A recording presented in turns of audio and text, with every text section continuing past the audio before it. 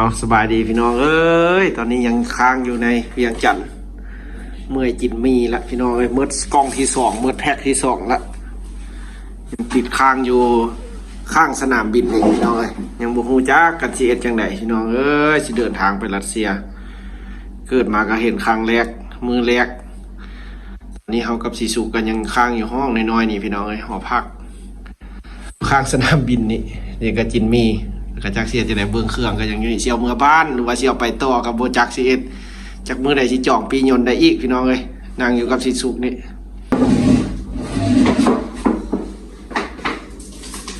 เอาพี่น้องเลยตอนนี้ก็เราก็อยู่กับสิสุกยังอยู่ห้องนี่คือเก่าพี่น้องเลยจ้าเสียจะไหนจะพากันเสียจะไหนโบฮูเลย ตอนนี้พี่น้องเลยคือว่าเป็นได้คืนนึงแล้วพี่น้องหลังจากที่เราตกเครื่องอยู่สนามบินอยู่บ้านเราเนาะพี่น้องเราก็ที่มาเอ็ดคลิปแบบว่าอยากขอความฮู้นำพี่น้องที่ผู้ใหญ่ที่เคยเดินทางไป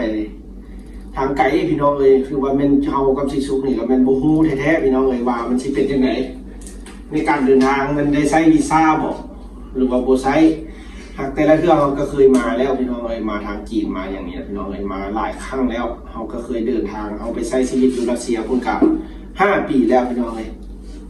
เขาก็เดินทางมาแต่รัสเซียบางทีก็มาจีนค่อยมาลาว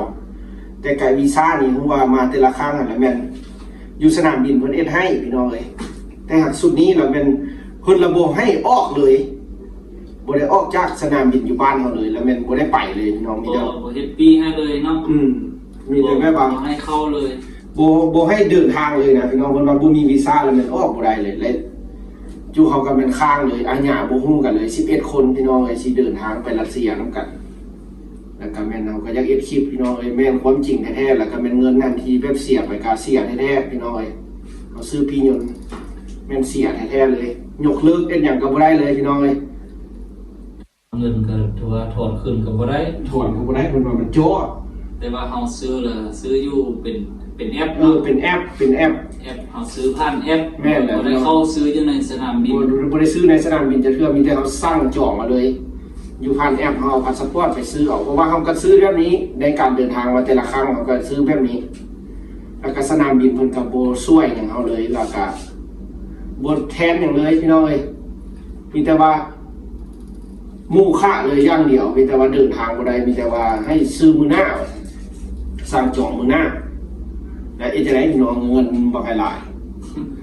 บางคนนี่บ่มีเงินนี่ได้ขายมันงัวพี่น้องเอ้ยขายงัวไปซื้อน่ะบ่ได้เงินน้อยเด้อสนามซัวสิบินผ่านบินไปฮอดจีนแม่นตู้เครื่องบินที่เฮาซื้อแม่นราคาถูกพี่น้องเอ้ยราคาถูกเฮาก็ซื้ออยู่ในแอปน่ะมันก็ออกบอกเป็นภาษาไทยเลยว่ามันถูกสิเป็นแอปของรัสเซียบ่สิเป็นแอปของไทยก็บ่ฮู้แอปมันซื้อแอปเฮาก็สิบ่เว้าพี่น้องเอ้ยซื้อแอปเพราะว่าย่านมันผิดต้องเพราะว่าแต่หากเป็นภาษาไทยแปลอ่านได้พี่น้องเลยแปลว่าราคาที่ถูกหรือวันยังที่นั่งเท่านั้นเท่านี้คนกระบอกเบิดอีกหนึ่งเขาก็เคยซื้อมาหลายครั้งแล้วแต่ซีซูนี่เป็นปีแรกที่มาพี่น้องเลยเอานี่มาบ้านนี่เป็น3 ครั้งแล้วปีแรกแห้งประมาณมาได้กระเป๋านี่ก็เป็นยังกล่องอยู่นี่พี่น้องเลยเพราะว่าเขาก็ปุหุเดี๋ยวนี้เนี่ยยังปรึกษากันกับโมอยู่ว่าจะเดินทางไปอีกพี่น้องแต่หากบางคนยังเงินบ่ท่วงบ่ทันยังสิได้ปรึกษาพ่อแม่จะสิได้เดินทางไปพี่น้องคืออยู่รัสเซียพุ่นเพื่อไปเฮ็ดหน้าที่ของตัวเองให้มันสำเร็จ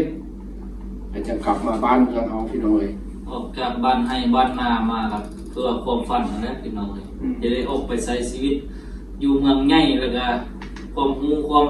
สามารถของท่านทั่วถึงแต่ว่าการเดินทางตรงนี้ก็เป็นการผิดพลาดเลยพี่น้องเป็นคนเฮี้ยน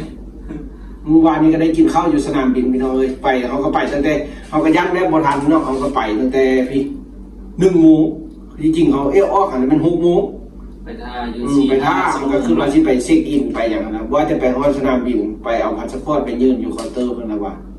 บินไปจีนบ่ได้บ่มีวีซ่าว่าซั่นพี่น้องเป็นน้ำเฮาผิดบ่หรือเป็นน้ำสนามบินบ่เฮาก็บ่ฮู้แต่ว่าถ้ามีอยู่ในแอปแต่ละครั้งเพิ่นจะบอกว่าประเทศนี้มีวีซ่าพี่น้องแต่หากอันนี้ในแอปมันบอกว่ามีวีซ่าเขาก็เห็นเนี่ยนะเขาก็ซื้อเอาเนาะพี่น้องเพราะว่าเคยซื้อนะพี่น้องแต่หากเขาเดินทางนี่เขาจะว่าประสบการณ์ที่เขาเคยเดินทางมาจีนแล้วแม่นได้ใช้วีซ่าแต่หากอยู่สนามบินเพิ่นเองตำรวจตมเพิ่นอยู่ อยู่อันจีนน่ะเพิ่นเอ็ดเองเพิ่นเอ็ดให้เอาเองเพิ่นแนะนำให้เอาเขียนแล้วเป็นแล้วก็เดินทางมาลาวต่อพี่น้องอันนี้ก็แม่นแท้แต่ครับอยู่บ้านเฮานี่มันเริ่มออกบ่ได้เลยพี่น้องเอ้ยเพิ่นบ่ออกปียนต์ให้เลยแล้วก็มันเดินทางไปบ่ได้แล้วก็พากันหน้าแห้วเบิดทุกคนพ่อแม่ไปก็มาส่งเบิดพี่น้องเอ้ยบ่ได้มีแต่เฮากับสีสุก2คนเด้อพี่น้อง11คนหรือว่าตกยนต์หมดหรือว่า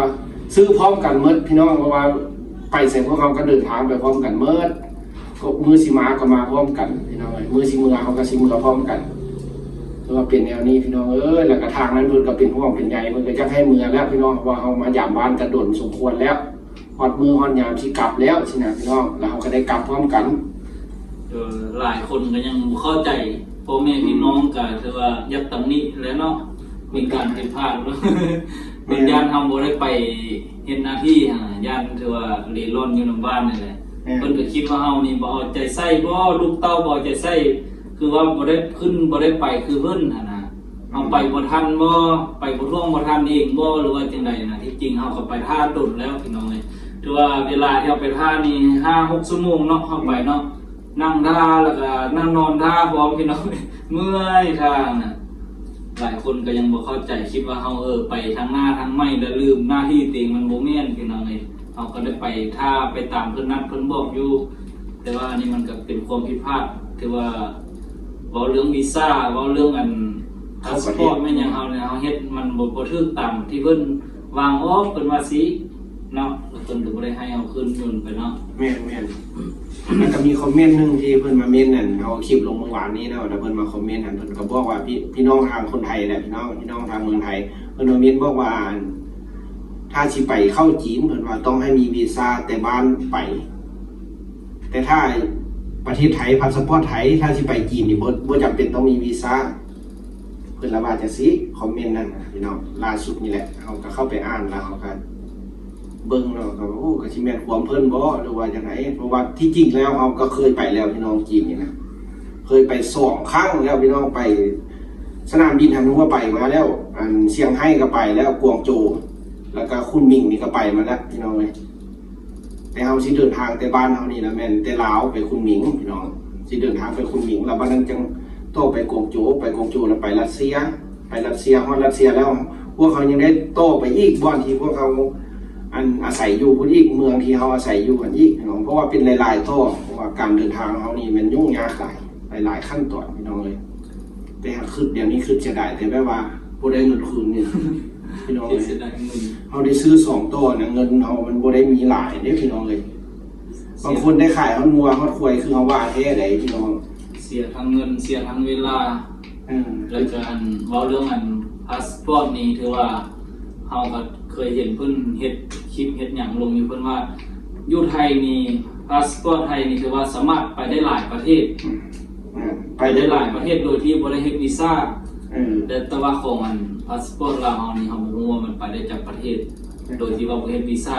เฮาก็คิดว่าเห็นคลิปเพิ่นเฮ็ดออกมาคิดว่าน่าจะไปได้คือกันเพราะว่าเฮาเคยเห็นเพิ่นเฮ็ดเป็นเพิ่นว่ากันนะยุ่งเลยพี่น้องเลยตอนนี้นะตอนนี้พวกเขากำลังสิปรึกษากันสิซื้อปียนต์ใหม่พี่น้องเลยสิซื้อปียนต์ใหม่เพราะว่ามันเพิ่นก็บ่คืนให้เราละเราก็บ่ฮู้สิไปทวงใส่ละพี่น้องถ้าผู้ใดฮู้คอมเมนต์หรือว่าแบบอยากให้ข้อมูลน้อยนึงก็เมนมาบอกได้พี่น้องบ่ฮู้แท้ว่าให้เฮาไปหาอยู่อันสนามบินบ่ไปหาผู้นั้นผู้นี้บ่หรือว่าสิให้ไปหาบ่นั้นบ่นี้พี่น้องเลยตอนนี้แม่นพวกเขากำลังปรึกษากันสิกลับบ้านก็กลับบ่ได้พี่น้องสิสุกกันยุกแข่งบ่ได้คำใส่พุ่นเพราะว่าเขากำลังสิเดินสิค้นคว้ากันสิเดินทางอีกว่าสิซื้อมื้อไหนกันโมโหพี่น้องเพราะว่าปียนต์มันก็ขึ้นได้มือขึ้นมือลงพี่น้องเลยคันเฮาที่เดินทางจ้อๆนี่ปียนต์มันจะแพงพุ่งสูงหลายเขาบ่สามารถมีเงินซื้อได้แล้วเดี๋ยวนี้เฮาก็ปรึกษากันกับสิสุกว่าสิเฮ็ดจังไดแล้วก็ปรึกษาหลายคนว่าสิเดินทางไปได้บางทีก็สิไปไทยอยู่บ่บางทีก็สิได้ขี่รถไฟพี่น้องเลยได้ขี่รถไฟไปไทยออกไปไทยแล้วไปขึ้นสนามบินไปขึ้นยนต์ยวนสุวรรณภูมิแล้วจะค่อยไปจีนใหม่อีกพี่น้องก็สิได้ไปจีนคือเก่าเพราะว่ามีอย่างได้ไปแต่จีนคือเก่าพี่น้องเลยสนามบินสายการบินเพิ่นสลายเพิ่นจะบินออกไปรัสเซียเท่าไหร่เพิ่นจะไปทางจีนเพราะว่าที่จีนเพิ่นจะมีหลายเที่ยวบินเด้จะว่าไปคันทางสิบินแต่ไทยไปรัสเซียเลยแล้วโอ้แพงหลายพี่น้องเลยแพงที่สุดซื้อบ่ได้พี่น้องเลย แบบอาศัยแบบที่เขาเดินไปนี่แบบมาอาศัยแบบเป็นสายการบินโดยสารพี่น้องแล้วอาศัยเป็นเอาคนอยู่พุ่นที่แดกับซีแมนแนวนั้นที่คือสายรถเมล์เนาะเขาเคยขี่รถเมล์ส่วนใหญ่พี่น้องขี่ยนต์กับบุปผาได้พอคนอยู่บ้านนอกคอกนาพี่น้องเลยแต่มาทึกแนวนี้แล้วมันอุกคือกันได้พี่น้องจุกเลยบุคิดบุฝันพี่น้องเลยเพราะว่าเขาก็ซื้อสร้างไว้แล้วพี่ยนต์เพราะว่าวัดมือแล้วก็มีแต่เกี่ยวเครื่องกันมาแต่ละเครื่องก็เป็นอย่างนี้แต่มาเท่านี้แล้วแมนอายะพี่น้องเลยหน้าแห้วเบิดทุกคนพ่อแม่ไปก็มาส่ง ยิ้มทางน้ำตาพี่น้อง ถ้ามันบัดนี้ก็สิได้เดินทางคันผิดพลาดแล้วก็แม่นสิลงกันสิไปซื้อตั๋วเครื่องบินอยู่ไทยสร้างซื้อคือเก้าเนี่ยแอปเก้านี่แหละพี่น้องสิสร้างซื้อไม่สิผิดพลาดได้แล้วก็จักแล้วบัดนี้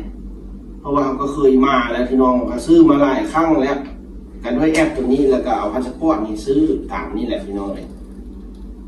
แล้ววันนี้สิเดินทางไปรวมกันนี่นะแม่สิไปไทยนี่นะสิขี่รถไฟนี่นะข้ามไปหนองคายแล้วก็สิไปกรุงเทพแล้วก็สิไปจักสิพักอยู่ใส่บุกฮู้คือแล้วก็สิลิงเกือกเรือกันอยู่สนามบินนะพี่น้องเพราะว่ารอท่าขึ้นเครื่องเพราะว่าเขาไปมันก็สิบ่ได้เป๊ะดอกพี่น้องเลยไปขี่ยนต์ ไปท่าเป็น10 ชั่วโมงไปแต่ละเรือโซลายเนาะไปแล้วเขาก็ไปฮอดอันรถไฟกันอยู่กรุงเทพนั้นแล้วก็สิได้จ้างแท็กซี่ไปสนามบินบ่อีก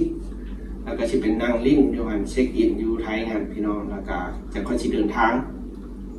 เอาพี่น้องเอ้ยฝากเป็นกำลังใจเด้อแล้วก็ได้เดินทางไม่พี่น้องจำเป็นได้ไปพี่น้องเอ้ยเพราะว่าไปเฮ็ดเพื่อความรู้ความสามารถจะไปอยู่พุ่นพี่น้องเอ้ยนอนความทุกข์ยากดิ้นรนไปออกหาประสบการณ์ไม่อยู่บ้านเพิ่นเมืองเพิ่นของแหละแต่ว่าอยู่บ้านเฮาก็มีหยังเฮ็ดให้เฮ็ดนาเนาะพี่น้องใส่เบ็ดใส่หม้อหาอยู่หากินคือพี่น้องเคยเห็นเบาปิ้งบ้านนาเพิ่นเฮ็ดมาแหละก็สิอยู่แบบนั้นแต่สิสุพี่น้องเอ้ยบ่าวสิสุเพิ่นก็มักเลยการเฮ็ด YouTube ได้พี่น้องเพิ่นก็เฮากับสิสุนี่เฮ็ดนำกันมาตั้งแต่อยู่รัสเซียพุ่นแล้วพี่น้องชั่วสิผ่านกฎผ่านเกณฑ์หยังมาแล้วก็จะค่อยพี่น้องจึงได้มาเห็นซุมื้อนี้ในการเฮ็ดทางเปิดกว้างทางอัน YouTube นี่พี่น้องกับพี่น้องและทางเมืองไทยก็ได้เห็นในการเฮ็ดชีวิตของเฮาการใช้ชีวิตการซอกอยู่หากินแล้วการบัดนี้ก็สิได้ไปอยู่พุ่นกับสิสุก็สิได้เฮ็ดคลิปอยู่รัสเซียพุ่นพี่น้องการใช้ชีวิตอยู่รัสเซียพุ่นการเอาชีวิตรอดในแต่ละมื้อในเมืองใหญ่เมืองหนาวเนาะพี่เนาะเบิ่งว่าเฮาเซียนไทยบ้านเพิ่นเมืองเพิ่นมาให้พี่น้องได้เบิ่งติดตามเบิ่งมีแต่ตอนนี้เฮาก็สิปรึกษากันพี่น้องตอนนี้ยังสิถ้าซื้อปียนต์อีกครั้งนึงมาสิไปใส่แท้ถ้าได้ไปไทยแท้ก็พี่น้องก็สิได้เห็นอยู่เมืองไทยเฮาก็สิถ่ายคลิปไปเพราะว่าเฮาไปแล้วได้สิสุขอยู่เมืองไทยโอ้งามหลายสนามบินไปครั้งนึงแล้วมาปีนี้ได้ไปเห็นละเส้นทางว่าแบบคันแม่นคือบ้านเฮาคันแม่นคือเฮานี่ไปแล้วเป็นหลงละบ่ฮู้ทางไปแล้วมีแต่ว่าเส้นทางนี่เป็นมีสะพานลอยเนาะมีสะพานลอยอีกนะมีทั้งโอ้2-3สั้นคุณมีรถไฟแล้วเนี่ยมาหลายๆแล้วพี่น้อง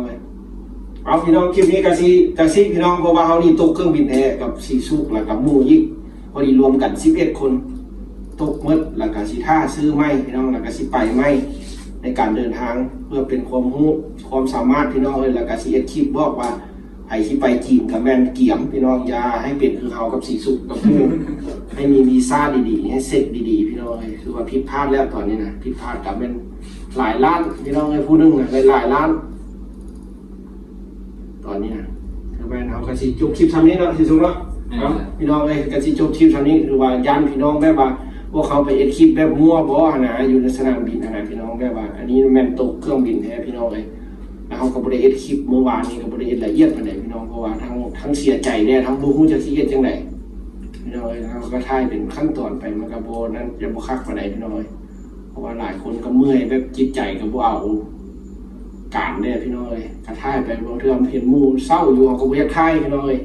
เพื่อเห็นพ่อแม่อันผู้ที่มาส่งเพิ่นก็มีความเครียดให้ลูกเต้าให้มันบ่อยากถ่ายพี่น้องมีแต่เป็นแต่สละเอาตัวเครื่องบินแท้ที่น้องสีสุกนี่สีสุกก็สิบ่ได้กลับอุดมบริคำไซแล้วเฮาก็สิเอาสีสุกกันเมื่อบ้านเพราะว่าบ้านเฮานี่อยู่มอเวียงจันทน์นี่